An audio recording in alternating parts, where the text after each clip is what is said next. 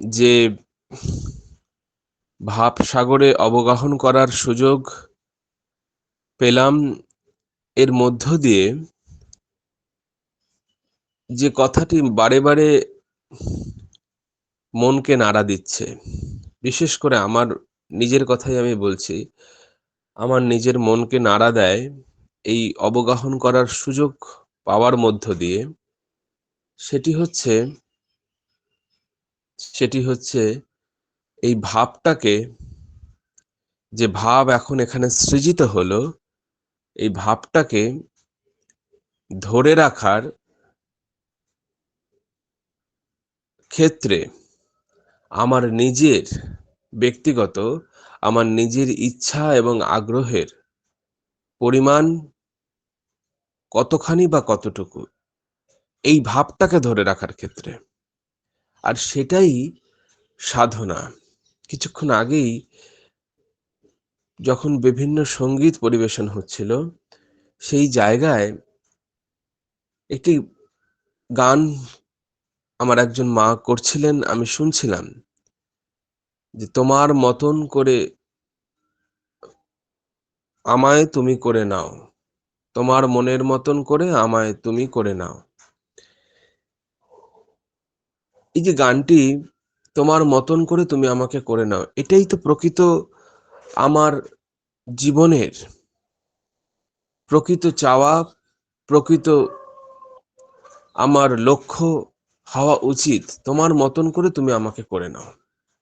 কিন্তু কিন্তু যাকে কেন্দ্র করে, যাকে লক্ষ্য করে, যাকে উদ্দেশ্য করে, যার দীক্ষায় আমি দীক্ষিত হওয়ার মধ্য দিয়ে, যার শিষ্যত্ব হওয়ার সাধনায় আমি ব্রতী হয়েছি, সেই প্রিয়পরম কি যখন এই এই কথা বলা হয়, অনেকবার বিভিন্নভাবে বিভিন্ন উপায়ে বলা হয়েছেন, এবং তিনিও বলেছেন যে,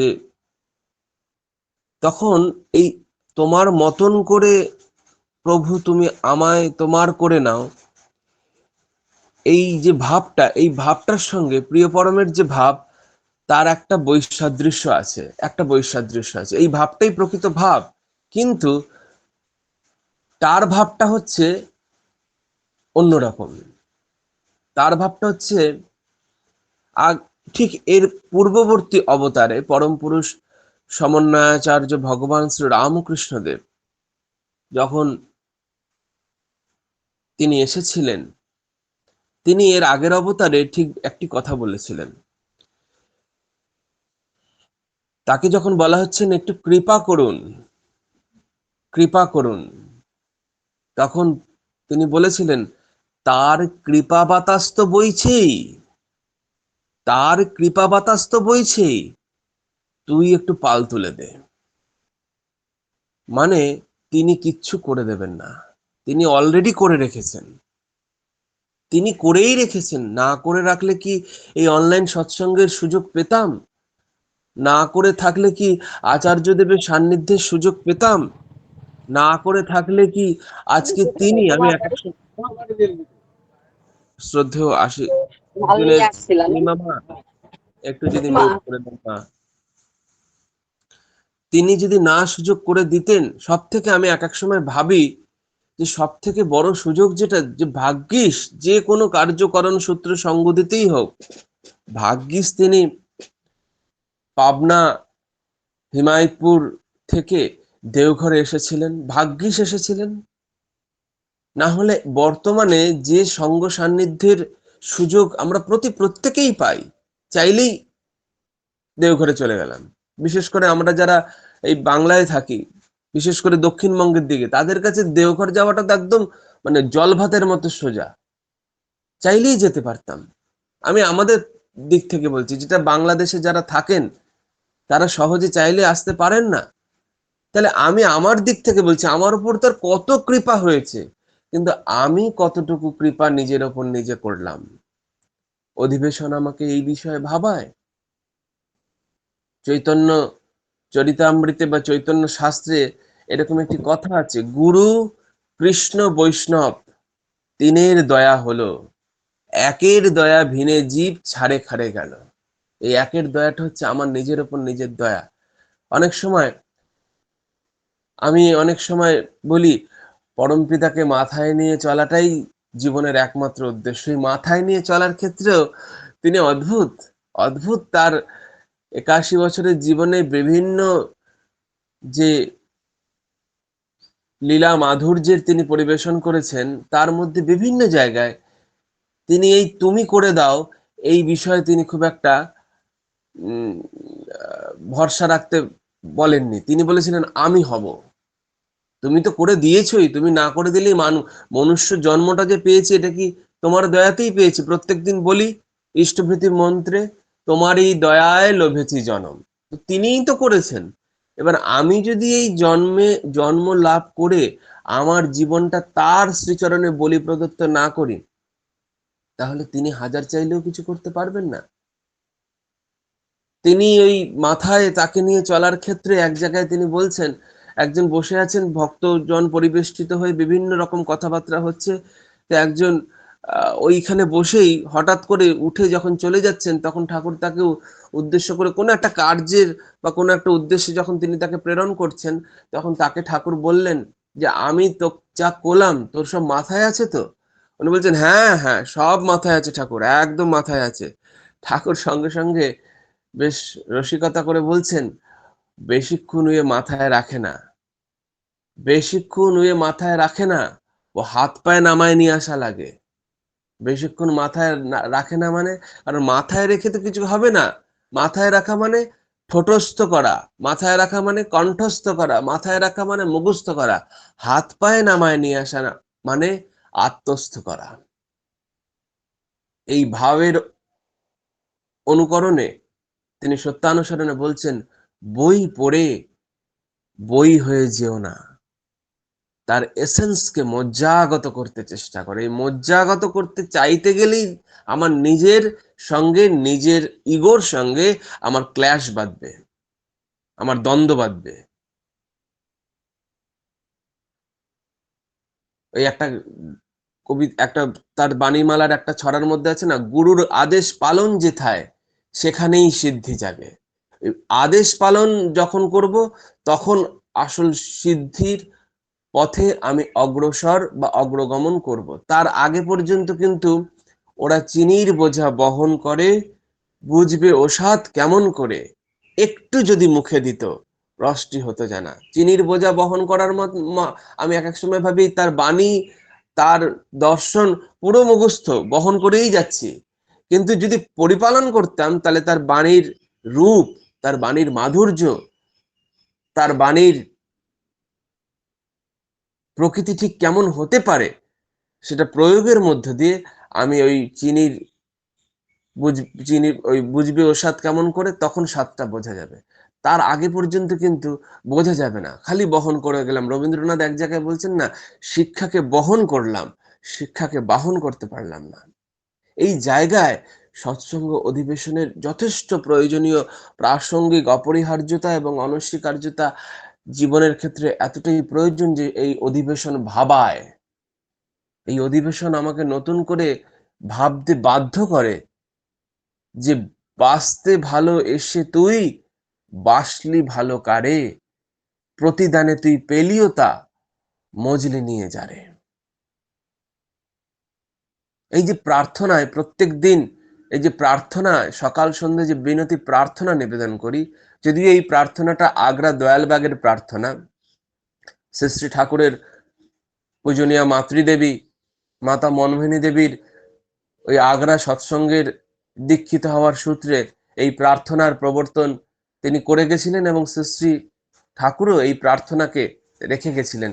কিন্তু এই প্রার্থনার মধ্যে কিছু কিছু শব্দ আছে যেগুলো প্রিয় পরমের খুব একটা পছন্দের শব্দ না। মাঝে মাঝে দু এক জায়গায় তিনি বলেওছেন। সেই প্রার্থনার মধ্যে দু জায়গায় আছে, দয়া করো মেরে সাইয়া, দেও প্রেম খিদাত, দয়া করো। আবার আরেক জায়গায় আছেন, দয়া করো দাতা মেরে চিত চরণ না লাগে, মানে তুমি দয়া করো আমাকে। আর ঠাকুরের দর্শন হচ্ছে দয়া মানে দিয়ে পাওয়া। আমি দেব তবে পাবো, মানে প্রথম করণীয়টা আমার হাতেই রয়েছে, তিনি কিছু করবেন না। কৃপা মানে করে পাওয়া, আমি করলে তবে পাবো, করো হও পাও। মানে এর মধ্যে কোনো নিষ্ক্রিয়তার কোনো বিন্দুমাত্র স্থান নেই, কোথাও কোনো নিষ্ক্রিয়তার স্থান নেই। এবং এই যে প্রার্থনা করছি, এই প্রার্থনার মধ্যেও কোনো নিষ্ক্রিয়তার স্থান নেই বলেই তিনি বলছেন, প্রার্থনাতে কইলি কত, করলি না তা কাজে, ফুটলো ওটা কল্পনাতে, ফলটি পেলি বাজে। মানে প্রার্থনা করলেই যে পূরণ হবে এটা তিনি বিশ্বাস করতেন না। তিনি বলতেন প্রার্থনাতে কইলি কত, করলি না তা কাজে। আবার আরেক জায়গায় বলছেন, যেথায় থাকিস হোস না বেহুশ, করতে সন্ধে প্রার্থনা। এই অবধি আমি তো ঠিক আছি, প্রার্থনার টাইম হলো একদম 5টা, এখন সকালের আমাদের এখানকার সময় হচ্ছে 4:48, একদম, আর সন্ধ্যাবেলা 6:13। সে রাস্তাঘাটে পথে ঘাটে যেখানেই থাকলো, ব্যাস ঘড়িতে আমার টাইম হলো, আমি প্রার্থনা শুরু করে দিলাম। তিনি বলেছেনও তো এই করতে, কিন্তু তারপরে যে দুটো শব্দ বলেছিলেন, ওই দুটো শব্দ না বললে প্রথম দুটোর ঠিক ঠিক পরিপূরক হবে না। তারপরে বলছেন, হবি তাতে কর্মে নিপুণ। এই জায়গায় তো এই গন্ডগোলটা হয়ে যাচ্ছে আমার। হবি তাতে কর্মে নিপুণ, শক্তি পাবে বর্ধনা। এই জায়গায় প্রিয় পরম খুব বাস্তব, খুব বাস্তববাদী ছিলেন, কঠোর বাস্তববাদী ছিলেন, ঘোর বাস্তববাদী ছিলেন।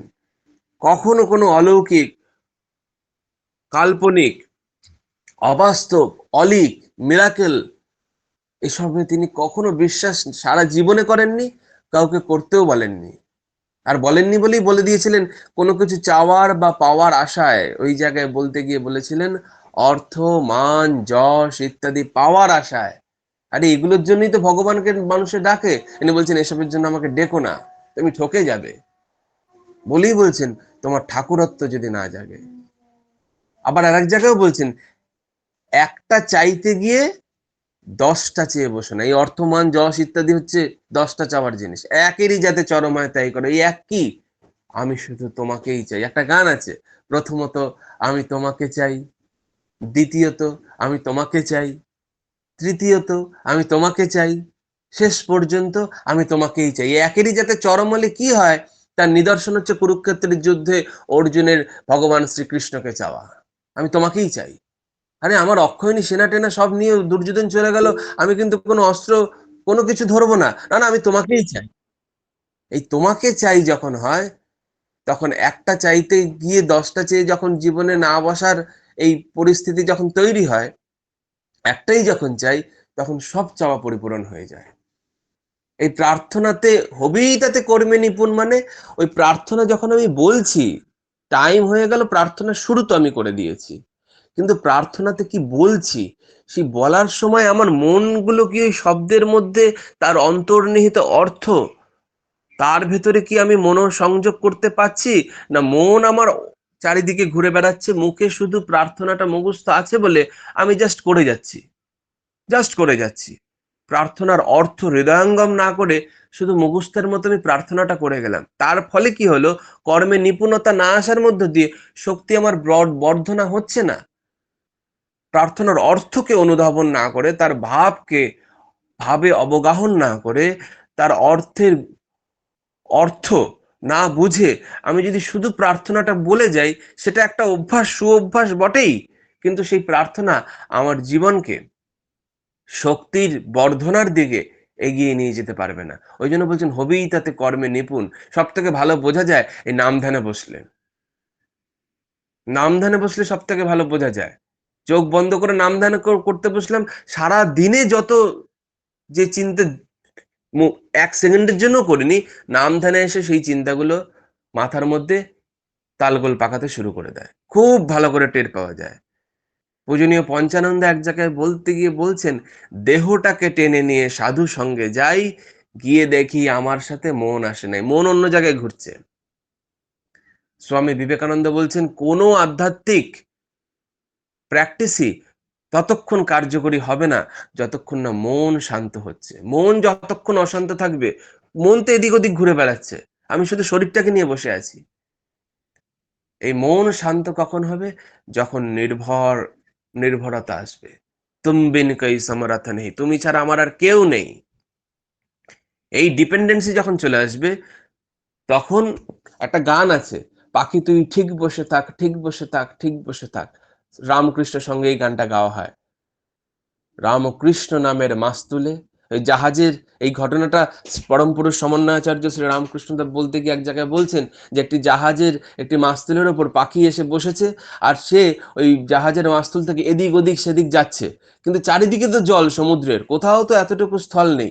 এদিক ওদিক সেদিক অনেক জায়গায় ঘোরাঘুরি করে যখন কোথাও জায়গা পাচ্ছে না যে কোথায় গিয়ে দাঁড়াবো, কোনো গাছ নেই, কোনো স্থলভূমি নেই, চারিদিকে শুধু জল আর জল, তখন ঘুরে ঘুরে এসে ওই মাস্তুলের ওপর এসে পাখি বসে পড়েছে, বুঝেছে আর কোনো দিকে যাওয়ার জায়গা নেই। এরকম অবস্থা যখন আমার জীবনে আসবে, এই নির্ভরতা, এই এই তার ওপর শরণাগতি, এটাকে বলা হয় শরণাগতি, এই শরণাগতি যখন চলে আসবে তখন মন শান্ত হয়ে যাবে, তখন মন নড়বে না।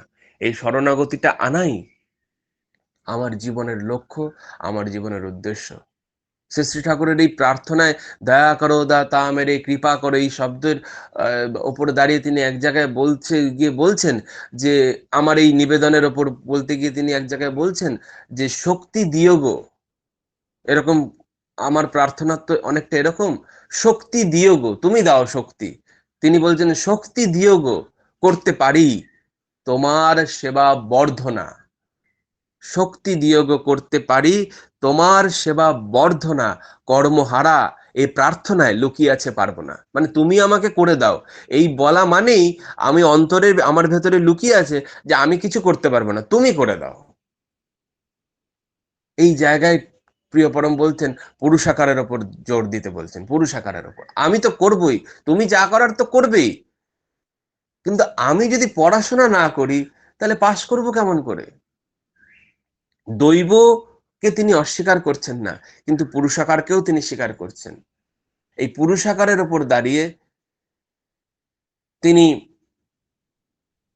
তার অনুশ্রুতি গ্রন্থে প্রার্থনা এই শিরোনামেই একটি ছড়া দিলেন,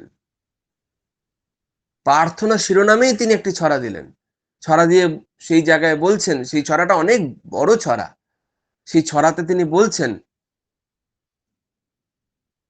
যে যাই করো না তুমি আমার তারণ পীড়ন, যাই করো না অনাহারে বা উপহারে রাখো, তাকাও কিনা আমার দিকে কিংবা ঘৃণার চক্ষে দেখো, যাই করো না তুমি আমার, আমি তোমার চিরদিনের, তোমার সেবাই আমার ধর্ম, তোমার কাজই আমার তপের, আমি করব, আমি করব, সব আমার ওপর। এই প্রার্থনা তো আমরা বলি নিত্য করু তুম সেব অচল ভক্তি মহিদেব প্রভু, আমাদের দৈনন্দিনী প্রার্থনার মধ্যে হচ্ছে নিত্য করি। এই যে আমার করণীয় কতটুকু, এই বিষয়ে যতক্ষণ না আমি সজাগ, আমি সতর্ক সাবধান এবং সচেতন না হব, ততক্ষণ তিনি বলতেন আমি ওই জগন্নাথের একজন এসে প্রিয় পরমের কাছে বলছেন, ঠাকুর সঙ্গে সঙ্গে বলছেন জগন্নাথের কি সাংঘাতিক কথা বলছেন, এরকম কথা আমি আজ পর্যন্ত কোনোদিন কোনো এরকম করে ভেবে দেখা যায় জীবনকে, আমি আজ পর্যন্ত শুনিনি। একজন গিয়ে বলছেন ঠাকুর আপনি করে দেন না, আপনি চাইলেই তো, ঠাকুর সঙ্গে সঙ্গে তাকে বলছেন আরে পুরীর জগন্নাথ দেখেছিস? বলছে হ্যাঁ দেখেছি। বলছে তাতে কি আছে? সব বর্ণনা করে টরে গিয়ে বলছেন তার হাত দুটো নেই, কি আছে সব বলার পরে বলছেন তার হাত দুটো নেই। ঠাকুর সঙ্গে সঙ্গে বলছেন এই কথাটা কিন্তু বহু জায়গায় শোনা আছে যে তিনি বলেছিলেন জগন্নাথের হাত নেই, এটা শোনা আছে, কিন্তু তার পেছনেও আরেকটি কথা বলেছিলেন। ঠাকুর সঙ্গে সঙ্গে বলেছেন তুই কখনো মূর্তি বানাতে দেখেছিস? কোন শিল্পীকে বলে হ্যাঁ মূর্তি বানাতে দেখেছি তো, মূর্তি বানাতে তো দেখেছি। এই জায়গায় শ্রী শ্রী ঠাকুরের বিজ্ঞান মনস্কতা কাজ করে, এই জায়গায় তার বাস্তব বোধ কাজ করে, এই জায়গায় কোনো অলৌকিকত্ব, কোনো অলিক কাল্পনিকতাকে তিনি কখনো প্রশ্রয় দেয়নি। সঙ্গে সঙ্গে যখন বলছে তুই কোনো মূর্তি বানাতে দেখেছিস, বলেছে হ্যাঁ মূর্তি বানাতে দেখেছি তো। কোনো শিল্পীকে দেখেছিস মূর্তি বানাতে? বলে হ্যাঁ দেখেছি। বলে আগে কি করে মূর্তির, আগে কি করে, আগে কি মূর্তির মুখমণ্ডল করে না আগে হাত পা এইসব জিনিসগুলো করে? বলে হ্যাঁ আগে তো হাত পা এগুলো সব হয়ে যায়, শেষে চক্ষুদান বা ফাইনাল যে কাজগুলো, চক্ষুদান, এইগুলো সব সবার শেষে হয়, আগে হাত পা করে নেয়। আমরা আমরা আমরা দেখতে পাই, আমরা যখন দুর্গাপুজো বা বিভিন্ন পুজোর আগে কুমোরপাড়ায় যাই বা বিভিন্ন জায়গায় যেখানে মৃৎশিল্পী বা মূর্তি তৈরি করা হয় সেখানে যাই, আমরা গেলে দেখতে পাবো সবার পরে কিন্তু চোখ আঁকা হয়, সবার পরে। আগে কি হয়ে যায়, হাত পা বডির সমস্ত জিনিস হয়ে যায়, সবার শেষে চক্ষুদান করা হয়। ঠাকুর সঙ্গে সঙ্গে বললেন, শালা সবার শেষে যদি চক্ষুদান করা হয়, তাহলে জগন্নাথের ওই মূর্তির প্রসঙ্গে যে গল্প বলা হয় চারিদিকে, সেটা বুঝতে পারছিস কতটা অবাস্তব এবং অবৈজ্ঞানিক। তার হাত যে নেই, যে গল্প বলা হয় তার হাত না থাকার পেছনে ওই মূর্তিতে, সেটা কতটা অবৈজ্ঞানিক তিনি বলছেন। কোট আনকোট আমি সেই কথাটার দায়িত্ব নিয়েই বলছি, এটা লিপিবদ্ধ আছে। তিনি বলছেন কতটা অবৈজ্ঞানিক, সমস্ত কিছু শেষে তো চোখদান করা হয়। তো সমস্ত কিছু শেষে যদি চোখদান করা হয়, তাহলে তার হাত নেই যে না থাকার পেছনে যে কাহিনী চারিদিকে বলে বেড়ানো হয়, সেটা কতটা অবাস্তব এবং কতটা অবৈজ্ঞানিক তুই বুঝতে পেরেছিস? বলে হ্যাঁ, এখন আপনি যখন বলছেন বুঝতে পারছি। সত্যি তো এরকম করে তো ভেবে দেখিনি। তিনি ভাবান, জীবন সম্পর্কে ভাবান। তাহলে সঙ্গে সঙ্গে ঠাকুর প্রশ্ন করছেন, তাহলে হাত নেই কেন? হাত তো থাকার কথা, কারণ চক্ষুদান সবকিছুতে জগন্নাথের হয়ে গেছিল, শুধু হাতটা নেই কেন, হাত নেই কেন? সে উত্তর দিতে পারছে না। ঠাকুর সঙ্গে সঙ্গে বলছেন, আমার মনে হয় কি, শিল্পী বোঝাতে চেয়েছেন ওই মূর্তি তৈরি করার মধ্য দিয়ে যে জগন্নাথ তিনি কিছু করতে পারেন না। তিনি বলতে পারেন, তিনি দেখাতে পারেন, তিনি বোঝাতে পারেন, কিন্তু তিনি কিছু করতে পারেন না। এই ভাবটাকে আরোপ করার জন্য জগন্নাথের হাত দুটোকে শিল্পী রাখেননি, কিন্তু তার পা দুটোকে যদি জড়িয়ে ধরা যায়, তাহলে তিনি তার গন্তব্যে যেখানে পৌঁছানোর তিনি নিয়ে যেতে পারেন। পা দুটো মানে চরণ, আর এই চরণকে শ্রী শ্রী ঠাকুর চলনের সঙ্গে তুলনা করেছিলেন, করে বলেছিলেন, চরণ হারা চলন পূজা, বন্ধা পূজা তাই জানিস। তখন যে মানুষটিকে বলছেন, সেই মানুষটির সঙ্গে সঙ্গে বলছেন, সেই মানুষটির নাম হচ্ছে জয়লাল ফকির। তিনি পূজনীয় বিরুদার পুত্র। পাবনায় যে বিরুদা ছিলেন, অশ্বিনী বিশ্বাস বিরুদায়, তার পুত্র হচ্ছে জয়লাল ফকির। তার ভালো নাম মৃত্যুঞ্জয় রায় চক্রবর্তী। তার ছেলে এখনো দেওঘরে আছে, অপুদা। যারা চেনেন তারা চেনেন অপুদা, সে এখনো দেওঘরে আছেন। তার পিতৃদেবের স্মৃতিকথায় এই ঘটনাটা লিপিবদ্ধ আছে। তখন বলছেন, আপনি কি তাহলে জগন্নাথ? এই তাকে যখন ঠাকুর বলছেন, আমি আমি কিছু করতে পারি না, তখন এই ঘটনাটার মধ্যে দিয়ে শ্রী শ্রী ঠাকুর যখন বলছেন যে জগন্নাথ কিছু করতে পারেন না, তখন সেই মানুষটি শ্রী শ্রী ঠাকুরকে বলছেন, আপনি কি তাহলে জগন্নাথ? শ্রী শ্রী ঠাকুর আস্তে করে মুচকি হেসে রহস্য বজায় রেখেই বলে দিলেন, তোর যা বোঝার তুই বুঝে নে, আমার তো এটাই মনে হয়। তার মানে বিষয়টা হচ্ছে, সব করণীয়, কর্তব্য, পালনীয়, আচরণীয় যা কিছু সব আমি করব। একটা সন্তানকে যখন ছোট থেকে মানুষ করা হয়, মা কিন্তু নিজে হাতেই সব করে। ঠিক নিজ হাতে যেমন করে, গুরুর ক্ষেত্রে নিজ হাতে আমি সব করব। তোমার যা করার তুমি করবে, কিন্তু আমার করণীয়তে আমি এতটুকু ফাঁকি রাখবো না। তারপরে যা করার তুমি করবে, সেটা তোমার বিষয়, সেটা আমার বিষয় না তুমি কি করবে। ওই জন্য তুমি তার ইচ্ছাধীন হও, তোমার ইচ্ছাধীন তাকে করতে চেষ্টা করো না, কারণ তোমার নিকট তিনি সুন্দর। এটি তারই সত্যানুসরণে আমাকে উদ্দেশ্য করে বলা। আর এই জায়গায় দাঁড়িয়ে, এই পরিস্থিতিতে দাঁড়িয়ে আমার একটা কথা, এই এই এই কালকে মধ্য দিয়ে বেশ 23 তারিখ থেকে শুরু হয়েছিল, কালকে তার পরিসমাপ্তি হলো সমস্ত কিছুর। কি গেল, একটা সাধারণ নির্বাচন গেল রাজ্যের। সেই নির্বাচনে একটি পক্ষ জয়ী হয়েছে, আর একটি পক্ষ পরাজিত হয়েছে। কে জয়ী হলো কে পরাজিত হলো এটা বড় বিষয় নয়, কিন্তু মানুষ যাকে জয়ী করলো বা যাকে পরাজিত করলো, যাদেরকে জয়ী করেছে তাদের কথা শুনে কিন্তু তাদেরকে জয়ী করেনি, বা যাদেরকে পরাজিত করেছে তাদের ভোটের এই নির্বাচনের প্রচার শুনেও কিন্তু তাদের, মানুষ যাকে ভেবেছে ভোট দেবে তাকে ভোট দিয়েছে, আর যাকে দেবে না ভাবেনি, দেবে ভাবেনি, তাকে দেয়নি। নির্বাচন করেছে একজনকে। এটি কত বছর অন্তর হয়? 5 বছর অন্তর হয়, রাজ্যের ক্ষেত্রেও দেশের ক্ষেত্রেও। কিন্তু আমার জীবনে কিন্তু দৈনন্দিন নির্বাচনী প্রক্রিয়া চলছে। আমার জীবনের দৈনন্দিন নির্বাচনী প্রক্রিয়ায় একদিকে দাঁড়িয়ে আছে আমার প্রিয় পরম, আর একদিকে দাঁড়িয়ে আছে আমার বৃত্তি প্রবৃত্তি। আমি কাকে জয়ী করব? এখানে নির্বাচনী জনসভায় এসে কেউ কিন্তু বলেনি যে আমি রাজ্যে আসলাম আর আমি আপনাদের সুযোগ সুবিধা সব করে দিলাম। আসলাম বললেই তো আর আসা যায় না, আসার পথ করে দিতে হয়। কি করে পথ করতে হয়?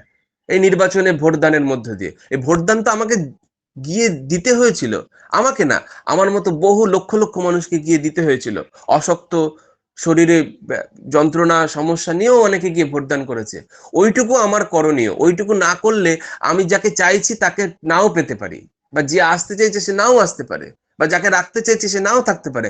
আমাকে গিয়ে ভোটটা তো দিতে হবে।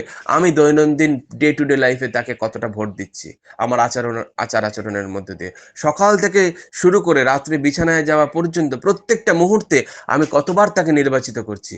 আমার ক্রোধ যখন আসছে আমি ক্রোধকে নির্বাচিত করছি না প্রিয় পরমকে নির্বাচিত করছি। আমার কাম যখন আসছে আমি কামকে নির্বাচিত করছি না আমার প্রিয় পরমকে নির্বাচিত করছি। আমার লোভ যখন আসছে আমি লোভকে নির্বাচিত করছি না প্রিয় পরমকে নির্বাচিত করছি। এরকম প্রত্যেকটা জায়গায় আমি যতবার তাকে নির্বাচিত করব ততবার আমার জীবনে তিনি জয়ী হবেন। আর আমি যতবার আমার বৃত্তি প্রবৃত্তিকে নির্বাচিত করব ততবার তিনি আমার জীবনে পরাজিত হবেন। হতে পারেন তিনি আমার জীবনে গুরু স্বরূপ আছেন, কিন্তু আমি তাকে নির্বাচন করলাম কিনা সেটাই আসল কথা। শ্রী শ্রী ঠাকুর তার বাণীমালার মধ্যে দিয়ে বলছেন এক জায়গায়, তুমি তাকে প্রিয় পরমই বলো, তুমি তাকে অবতার বলো, সদ্গুরু বলো, যাই বলো, এগুলো তো কোনো যায় আসে না, কোনো যায় আসে না। দিনের শেষে তিনি তোমার জীবনের অত্যাজ্য পরমাত্মীয় হয়ে উঠেছেন কিনা ওটাই আসল। বাকি সব কিছু থাক বা না থাক, আমি তাকে ভগবান, অবতার, সদ্গুরু কি বললাম কোনো যায় আসে না, কিন্তু তিনি আমার জীবনের অত্যাজ্য অকাট্য পরমাত্মীয় হয়ে উঠেছেন কিনা সেটাই আসল। আর বাকি যা কিছু সেটা থাক বা না থাক ওতে তার কোনো যায় আসে না।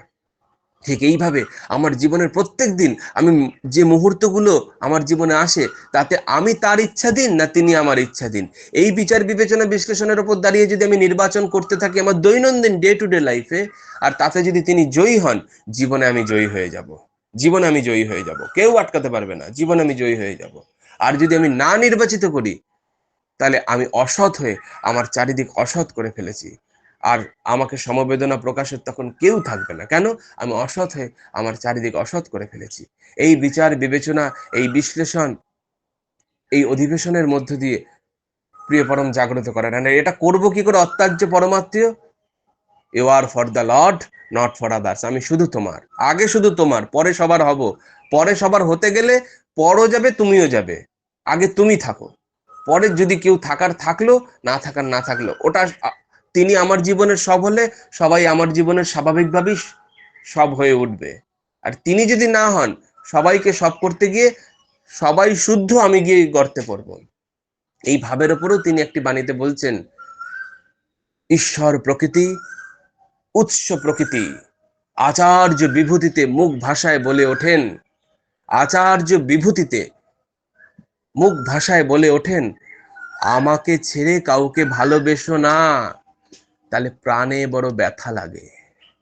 আমি নিজেকে প্রশ্ন করি, আমি তোমাকে কতটা সারাদিন মাথায় রাখতে পারি, আর আমি তোমাকে বাদ দিয়ে বাকি অন্য কিছুকে কতটা মাথায় রাখতে পারি। এই তুল্যমূল্য বিচারের উপর দাঁড়িয়েই আমি নিজেকে নিজে সার্টিফাই করতে পারবো আমি তোমাকে সত্যিই ভালোবাসি কিনা। আর যদি না বেশি থাকি তাহলে তোমার কাছে প্রার্থনা, তোমার প্রতি শ্রী ঠাকুর এটা নিজেই বলছেন, তার কাছে তিনটে জিনিস চাইতে হয়। কি? তোমাতে আমার ইচ্ছা হোক, তোমাতে আমার ইচ্ছা হোক, তোমাতে আমার ভাব হোক। ভাব মানে সাময়িক ভাব উন্মত্ততা আদি নয়, ভাব মানে টু বি, হওয়ার আবেগ। এই তোমার হব, এই আবেগ আমার ভেতরে জেগে উঠুক। আর 3 নম্বর তিনি বলেছিলেন, তোমাতে আমার বিশ্বাস একবারে দৃঢ়, একবারে স্থির এবং একবারে নিশ্চয় করে দাও। এই প্রার্থনা প্রত্যেক দিন তার কাছে আন্তরিকতার সাথে করতে হয়। মৌখিক করলে তিনি শুনবেন না। আন্তরিকতার সাথে যদি প্রার্থনা করি তাহলে সৎকর্মীর কখনো অকল্যাণ হয় না। তিনি নিজে বলেছিলেন, সৎসঙ্গের আশ্রয় গ্রহণ করো বলে শুধু থামেননি, বলেছেন আমি নিশ্চয় করে বলছি তোমার উন্নয়নের জন্য আর তোমাকে ভাবতে হবে না। তাহলে কে ভাববে? ভাববার যিনি, ভাবছেন তিনি। তাহলে আমি কি করব? তুমি ভাবো তাকে। প্রত্যেক অস্তিত্বের কাছে আমার আন্তরিক, আমার ঐকান্তিক, আমার বিনীত হৃদয় নিংড়ানো প্রার্থনা, প্রিয় পরমা আমাকে দিয়ে যা বলালেন এবং একই সাথে যা শুনিয়ে নিলেন, প্রার্থনা করবেন জীবন দিয়ে পরিপালনের মধ্য দিয়ে সেই কথাগুলিকে যেন প্রাণ দিতে পারি আমি। না হলে এই কথাগুলো কিন্তু হাওয়ায় ভেসে যাওয়ার মতোই আমার জীবনে কথা হয়ে থাকবে। প্রত্যেকে এই প্রার্থনা আমার জন্য আমার গুরুদেবের শ্রীচরণে নিবেদন করবেন এবং উপস্থিত প্রত্যেক অস্তিত্ব এবং তাদের পরিবারের প্রত্যেকের দীর্ঘ, নীরোগ, সুস্থ, সুন্দর, সামগ্রিক মঙ্গলময় জীবনের প্রার্থনা আমার গুরুদেবের শ্রীচরণে আমি নিবেদনের চেষ্টা করে তার কথার আজ এখানেই বিরাম ঘোষণা করলাম। সবাই ভালো থাকবেন। জয় গুরু। বন্দে পুরুষোত্তম।